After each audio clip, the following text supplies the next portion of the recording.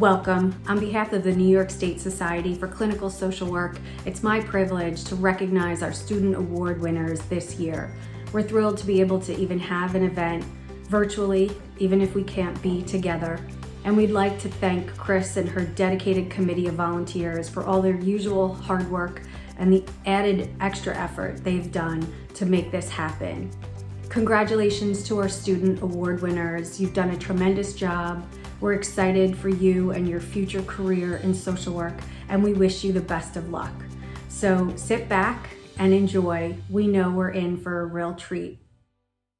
Welcome to the 10th Annual Diana Liss Cullen Memorial First Year MSW Student Writing Scholarship Award Ceremony, presented by the New York State Society for Clinical Social Work.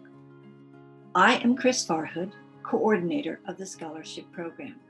The New York State Society for Clinical Social Work is a community of 1,500 highly trained clinicians committed to maintaining standards of professional education and practice in clinical social work psychotherapy in New York State. I want to thank the deans and faculty that have supported the scholarship, as well as Susan Appelman, Education Chair, and her committee members, Dorothy Bazawa, Jeannie Wing, and Ellen Weber.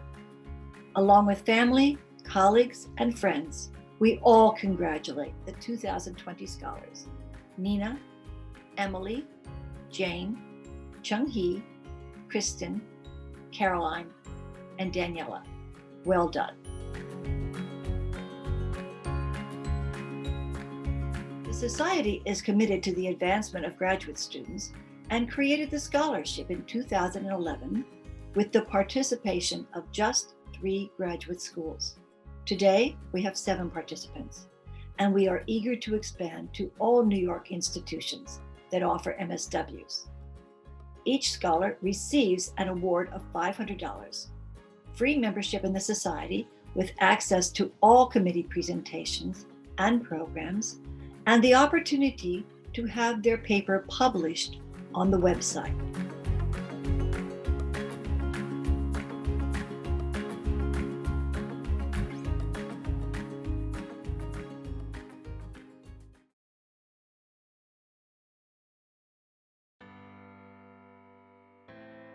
I found the paper assignment. It was for a class, an elective in family therapy and family dynamics and therapy in the context of social work practice. And since it's my goal to be a clinician, I'm particularly interested in the dynamics among family members. And so I decided to explore my own history through not just a genogram sort of physically, but also to use a genogram as a kind of jumping off point for thinking about the implications of personal history, lived history, and also kind of collective history and memory, and how that impacts the way families and the way people understand themselves.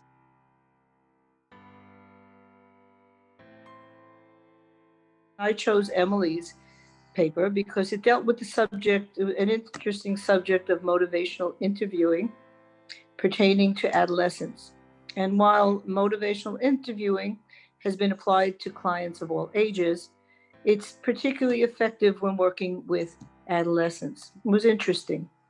She puts as an example of the effectiveness of MI, and she cites an example of an adolescent who finds himself in the counselor's office against their will.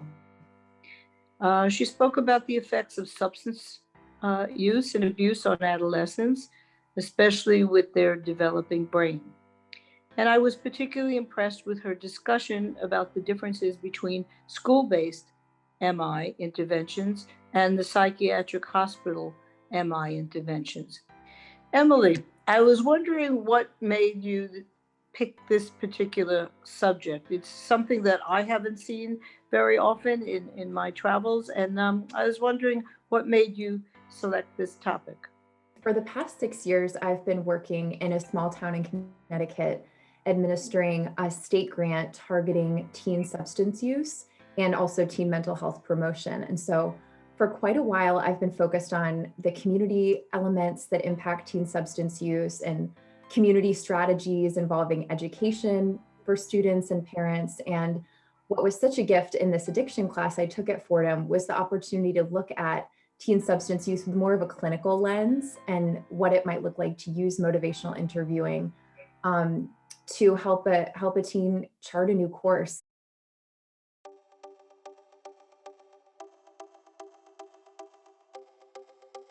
She was one of my more complex clients, if you will. Like there seemed to be layers that I was able to learn about her in my relationship with her, even though it was a few months.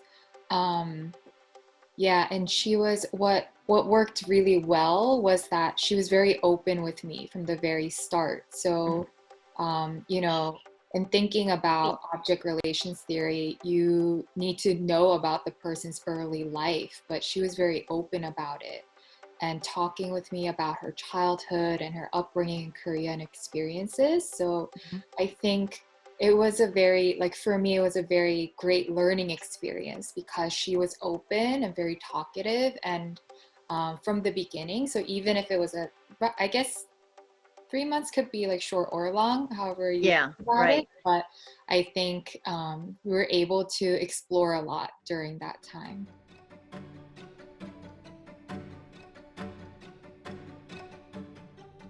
Hi, everybody. I'm Susan Appleman, and I've chaired the Education Committee for the New York State Society of Clinical Social Work, MIT chapter, for many years.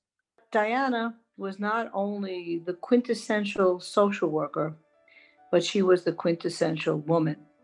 But Diana wasn't always a social worker.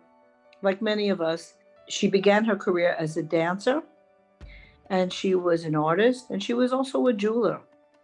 And later in life, she went back to school for her social work degree, I guess to make some real money. And as a member of the Education Committee, Diana was involved in the selection of the presentations that we chose for our brunches. And she helped facilitate all the events every way possible.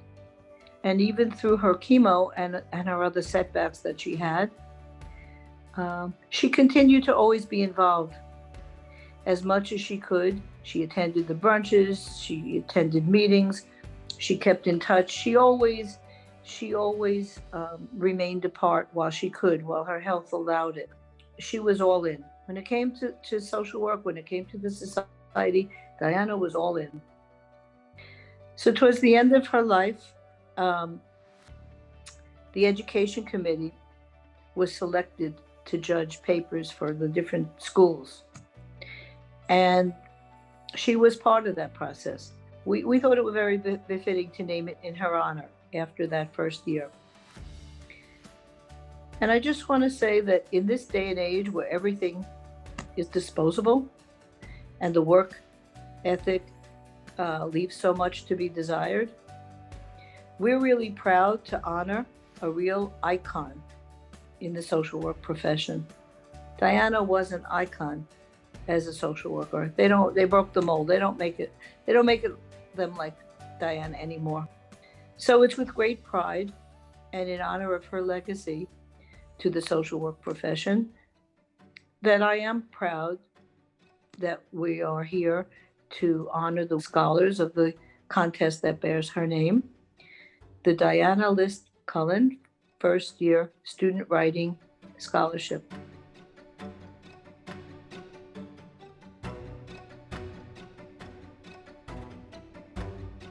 One thing I want to say is this was really an elegant paper. I mean, very professional. I was so impressed by your theory and your insight for a first year MSW student.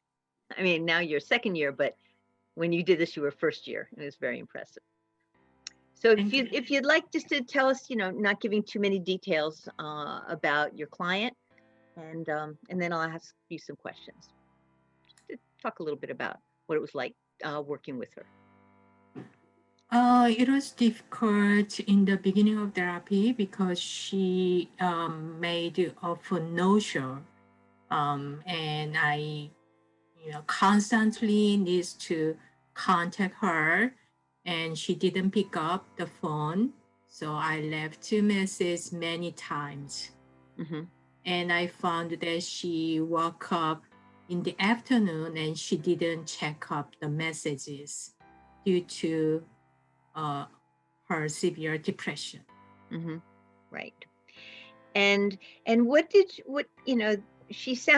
sounded like difficult. There was a language barrier because she's Asian, but she's not Korean. She's different. You're Korean nationality. How was that for you? Did you use dictionaries or translators at time, or?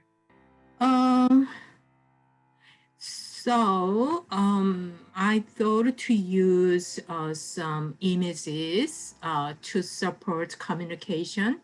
I mean, by drawing or, but I didn't use because she didn't come up actually. And usually I try to restate and to make her message clearly understand. I need to make sure by restating, rephrasing. Yeah. So usually when she says something, I restated, Right. to her message is clearly, I mean, to make sure my understanding her statement is clear or not.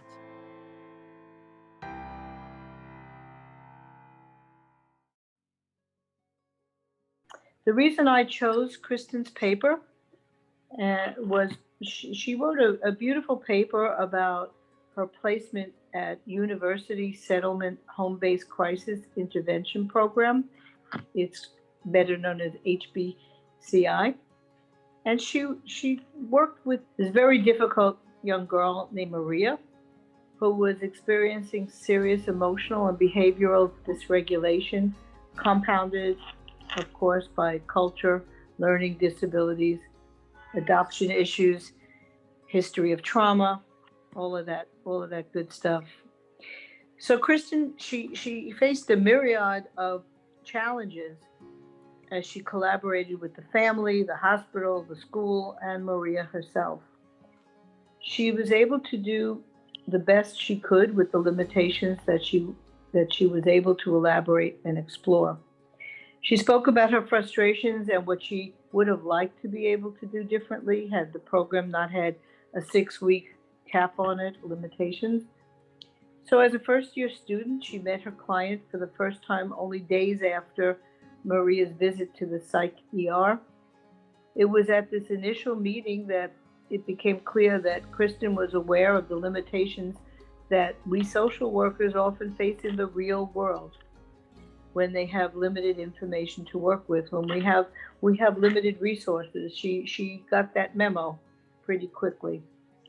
So when she was astute in dealing with information pertaining to the work she did with Maria, I was wondering how she felt about the countertransference that she was feeling while working with such a difficult case under such challenging conditions.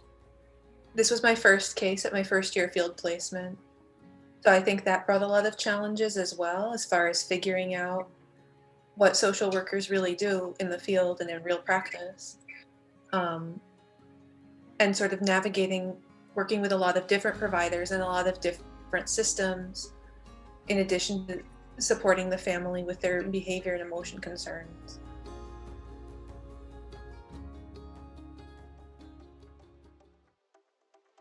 Carolyn's paper is a reflection of her analysis of an interaction with one of her clients by telephone. Caroline, would you like to introduce yourself?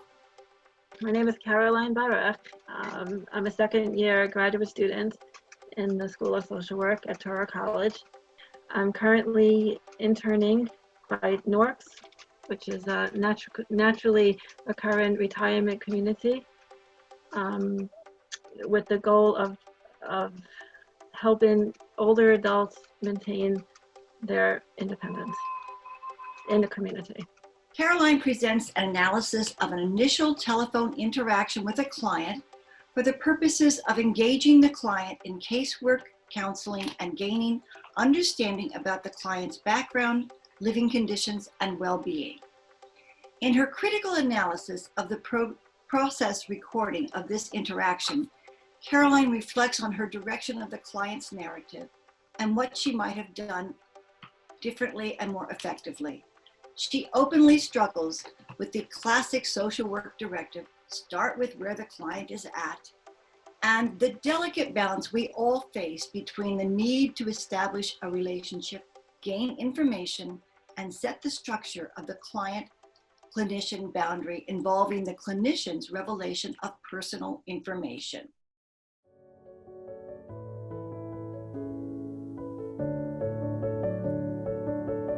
It was great to read how she helped her. She had very nuanced, sincere challenges to her thinking.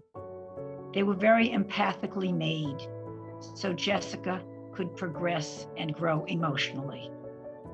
You did a wonderful job. I really want to tell you, congratulations. I really appreciate it. I actually haven't thought about this paper in quite a while since I wrote it in the middle of last year, but it's so helpful to sort of go back and see the way I approach things and sort of how I would maybe do things differently now, and how I've evolved in this last year.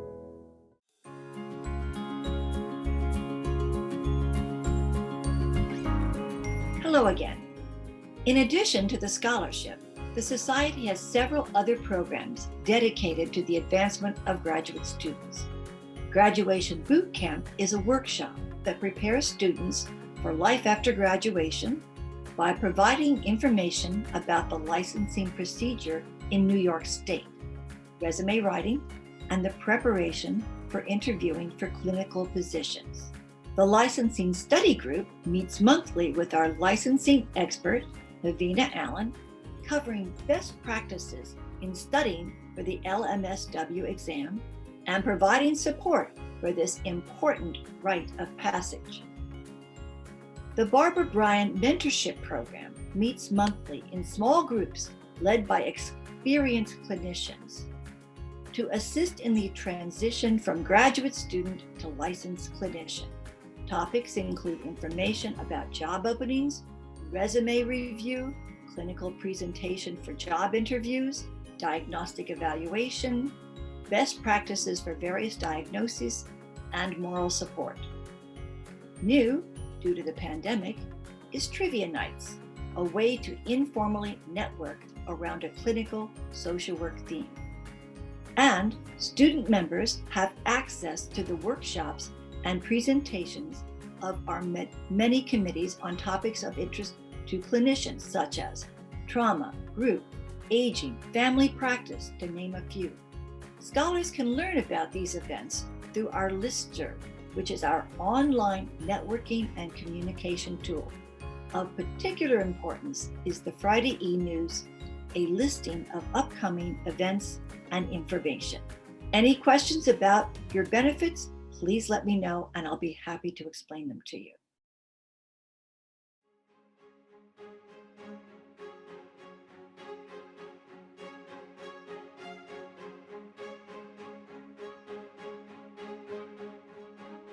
Well, what happened initially, I was attending Brooklyn College for biology, which I graduated from Brooklyn College with a master's degree.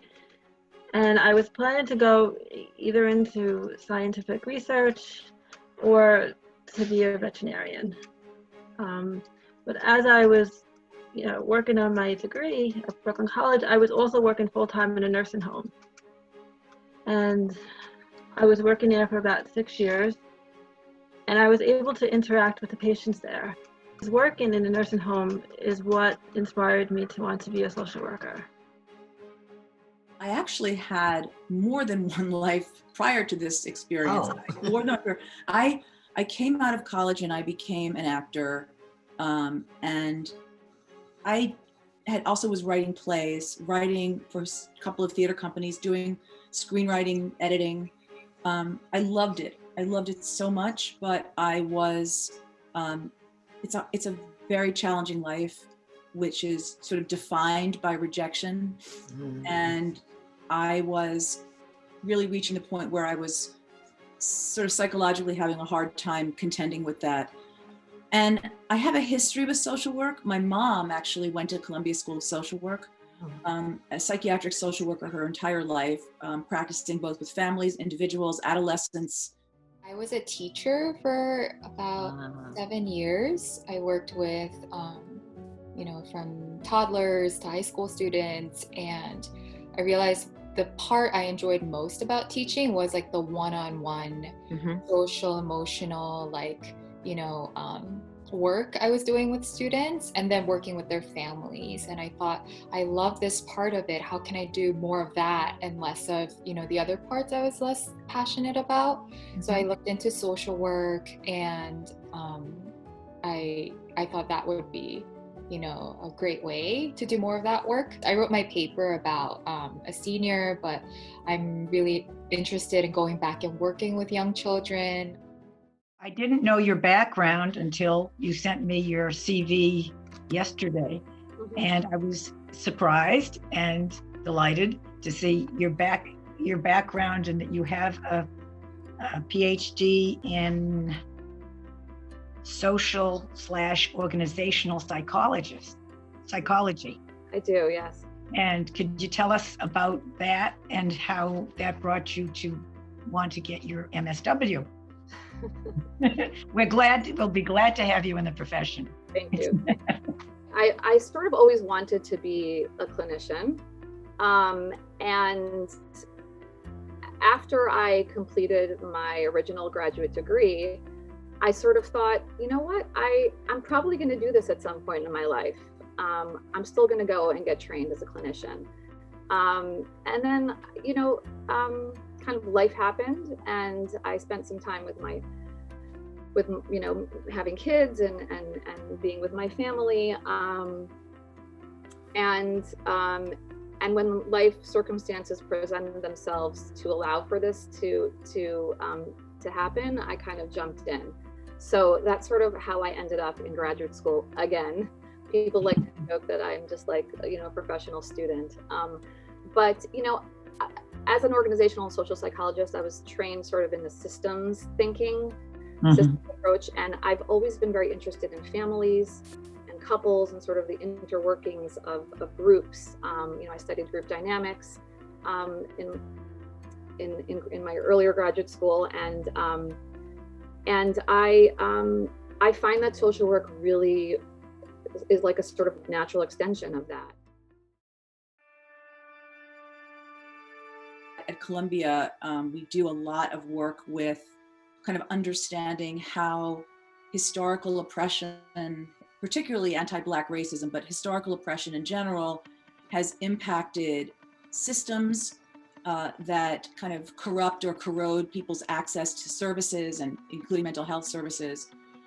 We talk a lot about the way that the culture, oppressive cultures and myths kind of inform people's sense of self. And that's very important to me. I think it's profound and essential that when I begin to function clinically with patients or clients, that I remember and tune into not just the stories that they tell that are real, that actually happened to them, but the informed histories that they bear, that we all carry with us. The histories that were shared to us verbally, the histories that we kind of inherit through the kind of soup of the culture that we swim in, the mythologies and the tropes that tell us who we are, even if they're not true, even if they're full of prejudice and presumption. All those things inform who people understand themselves to be. And those are the ways I try to think about families. And I think you demonstrated that beautifully in the paper, in the way you were able to describe your family and the dynamics and link it to the literature that you needed to read, which was your extensive bibliography was great. And I think you did a magnificent job, and I was very honored to read it, really. I'm also really passionate about being like an Asian American social Mhm. worker. I think there's just not enough of us in the No, it's true. field. And Asia is huge, and there's so many languages and cultures, and we need more Asian social workers in the field. So that I'm also very passionate about serving like my community. And growing up, I didn't know really what a social worker was. In the Asian community, mental health and social work is viewed in different ways. So I'm really passionate about that as well. I also really would ideally like to be somewhere where I can serve people from my background and community, where people who only speak Korean, they can still have counseling and find a social worker who can speak their language and know their culture. I'm interested in working with first gen, second gen immigrant communities as well. That's kind of like where my heart is. So ideally, I would like to work with that community, but I'm pretty open as of now. I think my mind and my options are pretty open. What made you decide to become a social worker? Yeah, actually, I'm an art therapist. I started art therapy. But I have been interested in social justice for a long time. And I have been interested in oppressed people, and I want to work for them. And also art therapy, I realized that social workers have many options, opportunities to get a job. But art therapy is very narrow, focused on psychotherapy by using, art material. And also I realized that I have very narrow focused on individual psychotherapy and lacks some social environment of client. Family and social economical environment of client also influence client psychological state. Right. I wanna more better understand about client inside and outside world. The paper was a great opportunity for me to explore the dangers of teen substance use from, again, a more clinical perspective, to examine why motivational interviewing is such an effective strategy with teenagers who are questioning authority, who want to have their autonomy. But it was really interesting for me to learn about how motivational interviewing can be such an effective tool working with students who are abusing substances in all different kinds of settings.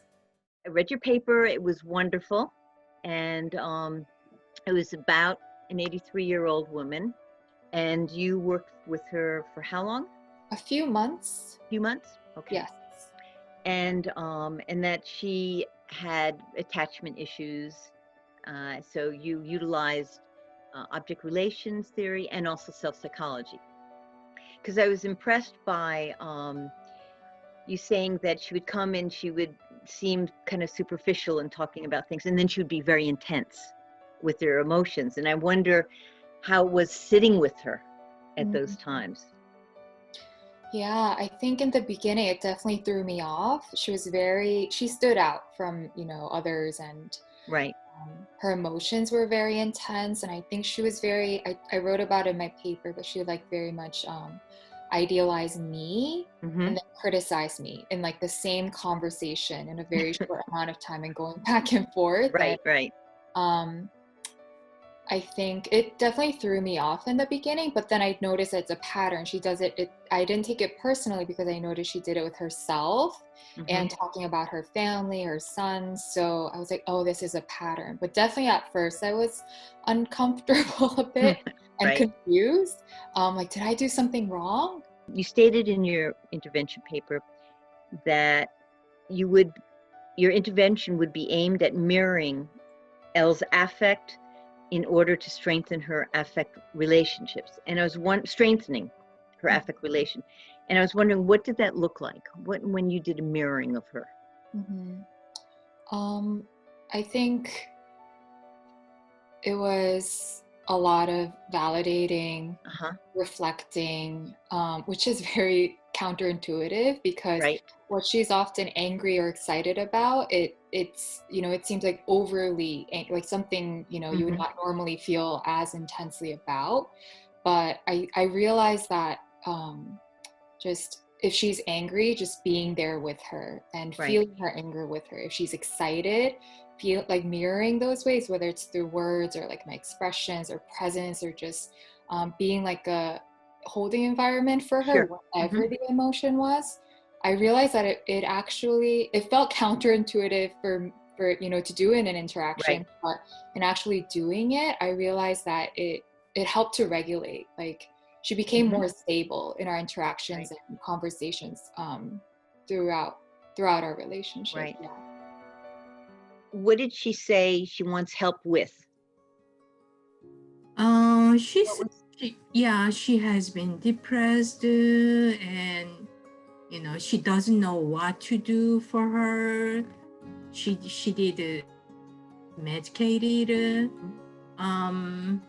but I found that she had wrong information about having marijuana. So so I gave information about smoking marijuana. It's not a best way.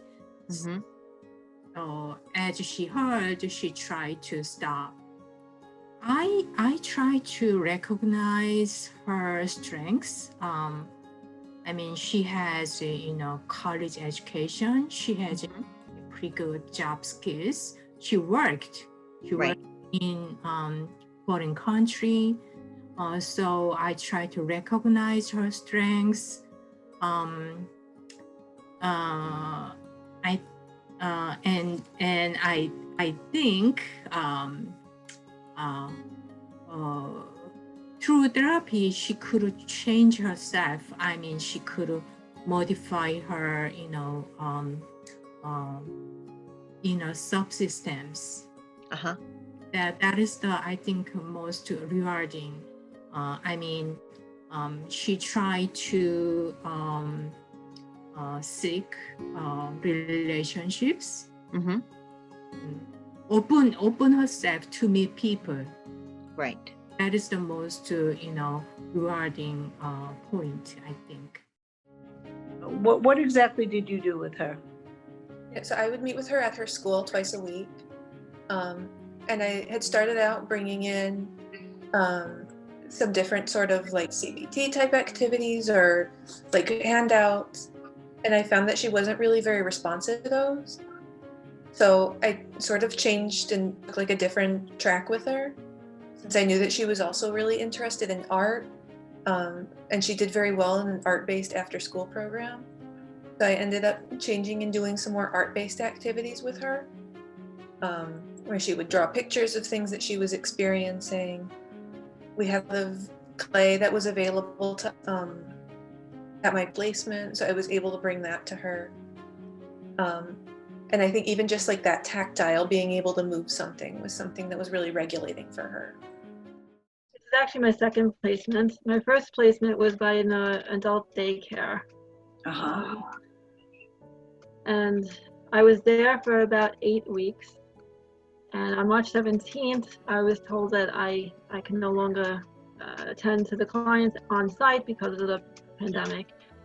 So the challenge that I faced there was the lack of closure. I hadn't the opportunity to officially say goodbye to any of the clients that I worked with or my coworkers. It was very sudden.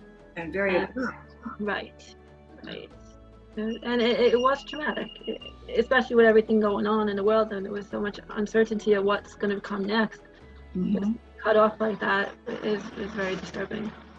So, but I think in general, I might have, I'm not good with goodbyes, so that might also be a challenge to closure and determination with clients. Do you remember which things you asked her to do and how that worked?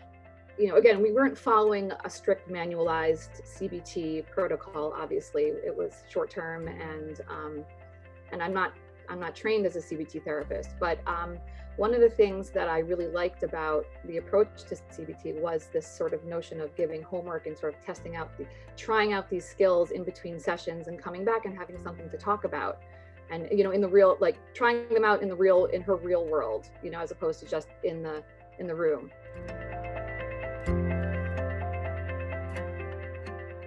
You know, we all go to social work school, or some of us did, with a lot of expectations about what does it mean to be a social worker, or I want to be a social worker. What did you think? Did this, you know, did your first year, how did it measure up with what you thought being a social worker was going to be about? I think my first year was really stellar at Fordham. I think a class that especially stands out to me was the social policy class that I took, where I think it was a lot about kind of social work 101. And I was really impressed and compelled by the way social work is able to weave together the micro, macro, and meso. And my undergraduate degree is in counseling, but we didn't talk about the person and environment perspective and how all of these different levels intersect. And so, yeah, my first year, I was really impressed and blown away about the way social work kind of pulls all of those pieces together. I have to tell you, it's very refreshing to hear. You know, there's nothing to me better than social work, especially in these challenging times. I think there's never been a more important time to be a social worker than now. You know, it's a milestone for you, and you know, it's a great time to be a social worker, very important. And when you graduate, please look me up for a job. I think you don't always realize your capabilities until you're put in a situation where you have to do your best. So it was a surprise to me that I got along so well with the clients, the residents that lived in the nursing home, and I just felt that I couldn't go into research when I realized myself that I was able to work so well with specifically older adults. Presently, my biggest challenge is avoiding becoming too emotionally connected with the clients. We all struggle with that. So congratulations for joining a very large group. Right. Yeah, it's very unexpected because, like I said, working remotely, I didn't think that it would be such an issue, but it is. Sometimes it's even more an issue now because while you're working on site, it's much easier to keep those boundaries. But talking on the phone and you know, like even right now, you could sort of see my room in my house, and you can see my children in the background. And it's hard to prevent that, you know, when you work with telephone and with Zoom. I'm wondering, how did the placement, like when you did it, how did it measure up to what you expected with social work? Like you went to social work, you became a social worker, and what did you think in terms of how did it measure up with your expectations about being a social worker? Sure. I mean, I came into social work school thinking I wanted to be a school social worker, and this is a home and community-based program. So I was really meeting with the family in their home or in a park or at the child's school. And I found that was something I really enjoy, was getting to have that additional context and meeting the child really physically also where they're at, in addition to mentally and emotionally. And I think for me, the placement is almost sort of changed where I think I might want to go with my career, because I have enjoyed community-based service so much. I think that was a side of social work that I didn't know as much about when I came into school. So I'm really grateful to have had the opportunity to get to see that firsthand and learn about it. I guess the biggest challenge is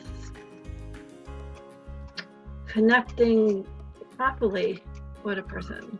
On the other hand, this has gone pretty well for me. I've made many very good, strong relationships with the clients that I've been working with since June, in spite of the difficulties. But it's a poor substitute. The telephone and Zoom is a poor institute for human interaction. That's what I feel. Yes, it is. What do you think you do different, knowing what you know now with Jessica? And it was just a curiosity that you happen to do more of CBT since then. But anything? Yeah. Yeah. I mean, look, it's always a little hard to go back and read something that you know, like especially something from process recording, because it's, you know, it's just it can be hard. I'm hard on myself, so that, you know, to read it and to think, oh, what did I say? Why did I say that? You know, but I think that when I think about sort of the entire kind of arc of our work together, not just this one session that I referenced in the paper, I think that something that I struggled with her and that I might try to do differently now is kind of letting her take the lead more and do more of the work. I think it's probably very classic, you know, new therapist tendency to want to, you know, I mean, I'm doing this work because I want to help people. I want to, you know, but to want to sort of fix people and not let them kind of fix themselves, right? Like I think that I was maybe carrying a little bit too much of the workload and not letting her lead. I knew it, but I was surprised to experience how some people just need someone to listen to, and just thinking of that person in a positive way and listening to them and having positive regard, like being there for them. I realized that alone can do so much for a person. And I knew that in my head, but when I was seeing it in my work with clients, I was like, wow, it's something that's really needed in everyone's lives. And it's really powerful what just listening and being there alone can do for a person. Please see the next slide to learn how to click onto Zoom for the live after party, where you can chat with the scholars and personally congratulate them.